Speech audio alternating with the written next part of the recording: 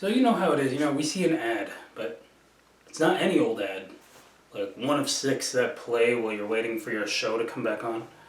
Like, yeah, iPhone 15 Pro, action stars lost in thought. Just turn Modern Family back on, would you, Hulu? Thank you. We all have that Phil Dunphy fix. Anyway. But something speaks to you with a lot of these ads, and it's engaging enough that you're sold, right? I like it, I love it, sign me up. All of which are things no one has ever said to me. But also I should keep in mind this is no call to action. No subliminal messages here. I'm smart, but I ain't that clever. But an ad did get me recently. A carrier was doing a deal where you'll get a phone on them if you just bring your number to them, right? $60 a month. Hands down, of course I went for that deal. I needed a new phone. It's an iPhone 11. I needed a new to me phone.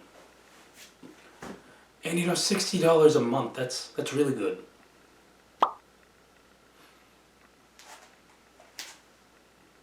I'm a sucker, okay? You can't hurt me with things I already know about myself.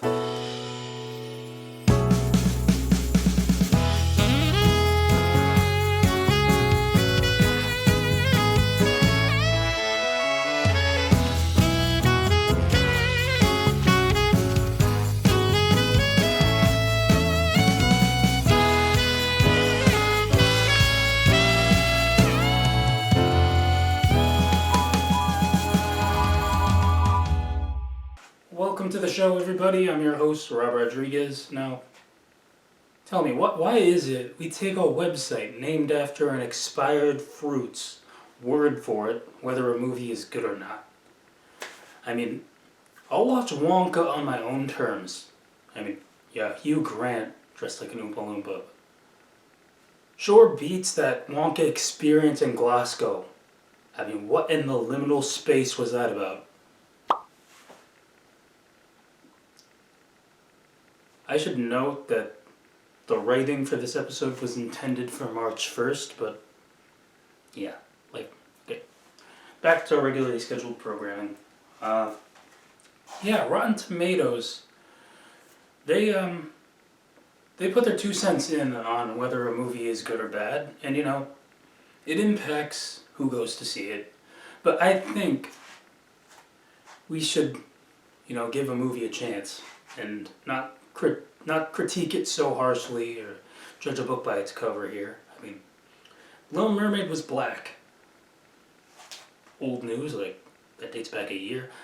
But if you actually saw the movie, you'd see that the king has daughters of every nationality and ethnicity.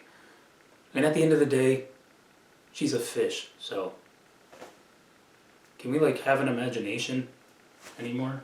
Is that so wrong? Mean Girls, the new Mean Girls, being a musical, though not being promoted like one.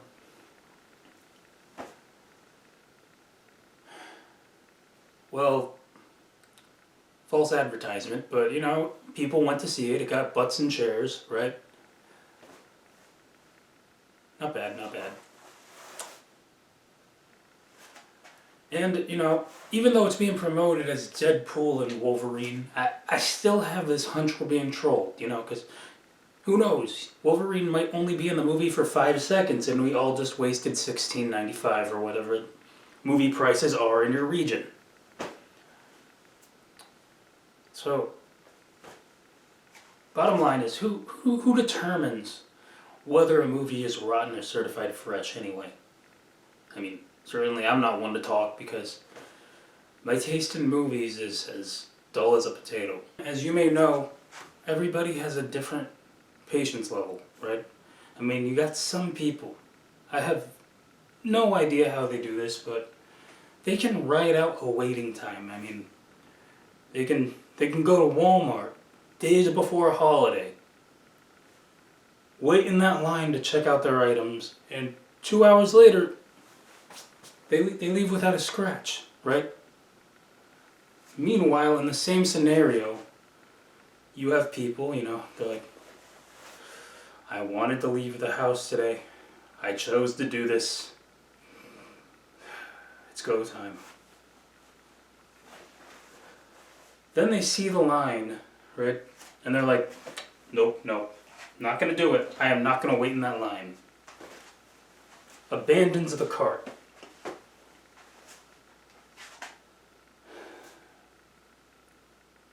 What a waste. I mean, there was like a lot of frozens in there, perishables. I mean, now someone, a humbled member of society, can't buy those chicken nuggets and ice cream. I used to work at a Walmart, so trust me, that cart will be there all day. Take this for example. We've talked about calling customer support in the past. I mean, it's terrible, but it's just as frustrating. Some of them do this now, they're automated, right? How can I help you today? My package never showed up. I'm having trouble understanding. Lost package? Sorry you're having trouble. Goodbye. What? What?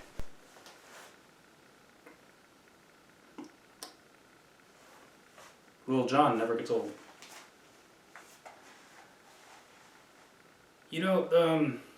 Is it just me, or the longer this music plays, the worse your anxiety gets?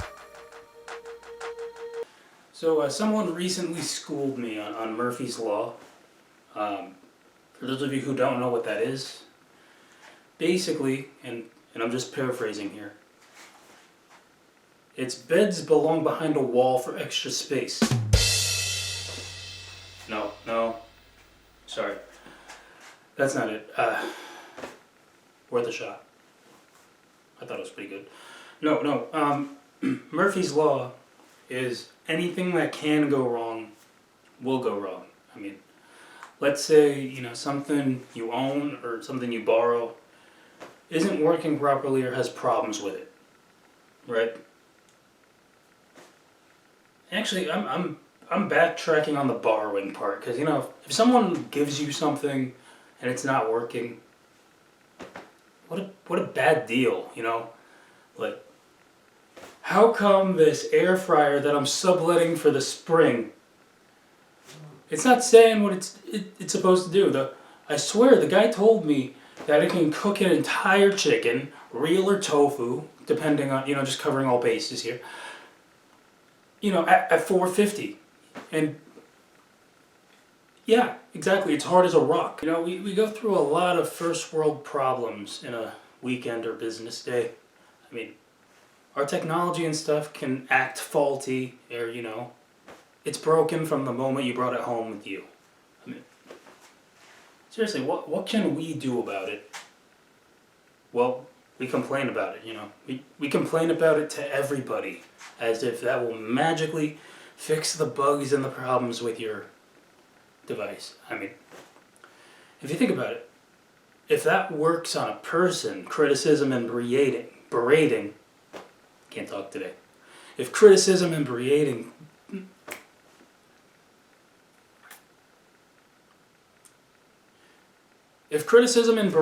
can work on a person for them to fix their ways, there we go. It's like, well, I guess I'm gonna have to improve since, you just used your words and all. Thank you so much. I see the error in my ways. Like, this must be how your phone feels whenever you say, my phone sucks. Huh. I see. Then why don't you just get a new one? Because if I got a new one, then what am I going to complain about? This is how I add to the conversation.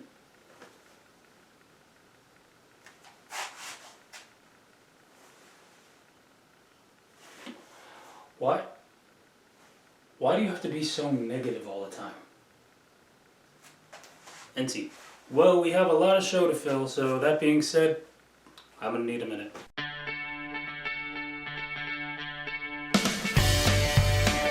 Alright, so, something that I question, like it is the vein of my existence at this point. Why do people's phones go off at random times of the day? I mean, somebody notices and they're like, well, aren't you popular today? Oh, it's just an alarm. Now here's the thing. Why do people need 18 alarms on their phone, right?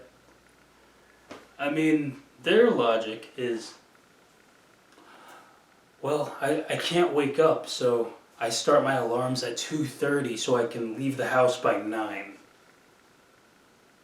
Okay, so, I mean, I know I'm just the guy that hosts a show where logic doesn't exist, but is it really, according to your logic, you think making everybody else in the house miserable from 2:30 to 8:45 is a good system? And then they say something on the lines of, I don't wake up, this is just my way of, being punctual. Yeah, emphasis on punk. It's time for that weekly list known as the possibility list. It's kind of like walking your plants and watering your dog. What is it, opposite day?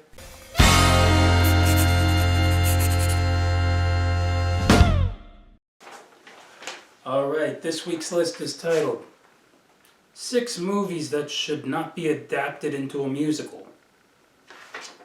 Remember how earlier in the show we were talking about Mean Girls? Actually, they pulled it off. I'm not going to kid you there. But this list features titles that really... You have to be a new kind of unique to think of adapting any of these as musicals. Okay, no hesitating with this list whatsoever. Number 6, Oppenheimer. Number 5, The Blind Side. Number 4, Saltburn.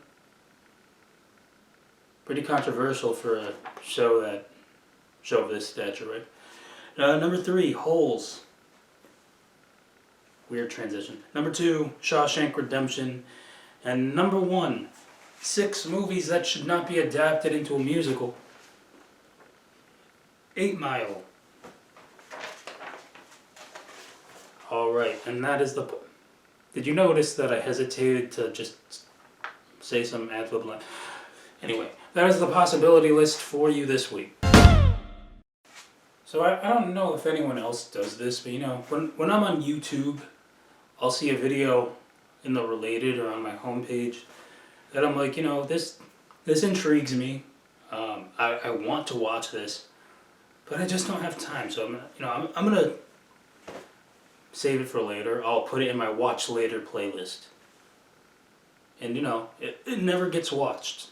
Like it just sits there for years, waiting for me to eventually. Hey, look, guys, Kevin's back. Hi, Kevin. SpongeBob reference. Who's Kevin? I don't care. Anyway, I thought we'd take this opportunity toward the end of the show to just skim through some videos in my Watch Later playlist. So, alright, up first, I actually saw this live, but I never really noticed until it became a meme. Don't you just hate when that happens?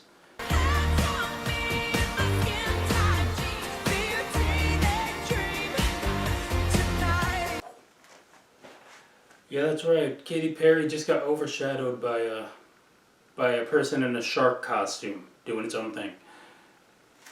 Remember Backpack Kid? I was like, you can't include 2 Katy Perry things in a row in one sitting. So we are gonna miss her on Idol though if she leaves. All right, next, let's see what's going on at Sesame Street. We're twins. He looks exactly like I do. No kidding. Yeah, no You kidding. mean Not exciting? You mean he's got the same sort of a pointy head as you do, Bert?